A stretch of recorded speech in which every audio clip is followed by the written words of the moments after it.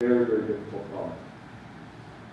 But it reflects society and the way that we want to operate. These screens are about no-click interfaces that deliver that marketplace. So I'll start to show you some of the stuff coming out of the lab that John Myers group is doing here in Richmond Hill. So it's no-click interface. So what that means, you hover and it just grows.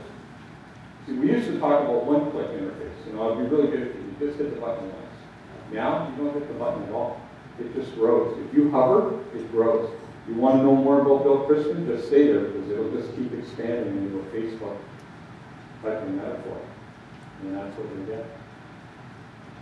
And then keeping in touch with all the different content types and Web 2.0 and all the wikis and what have you. The other thing that we worked on was evolving it into rich media. And we had already been doing a lot of work in this area. It was formerly called digital asset management and what have you.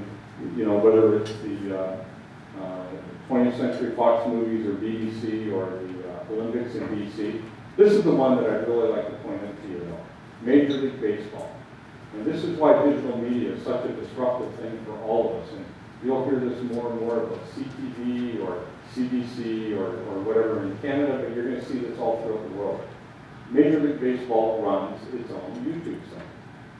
You don't see Fox or CBS or NBC or CNN, etc.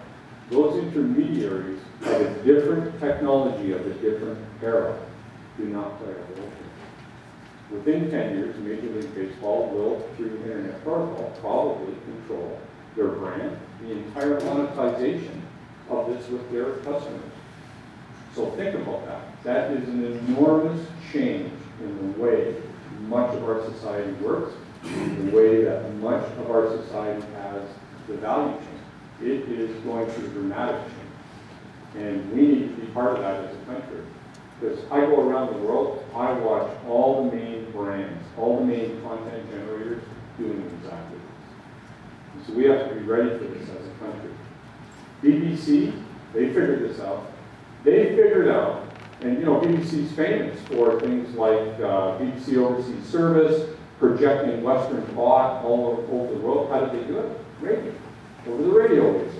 I can still remember now traveling through Europe, during radio through Europe, or during the BBC Overseas Service, etc. If you watch a World War II movie, you'll see BBC. What they figured out was that a 17-year-old kid in Africa is more likely to get their information on a little LCD panel on a cell phone with Internet Protocol than having a radio receiver. So think about that from a societal impact and from a global impact. So BBC, what did they do? They converted everything.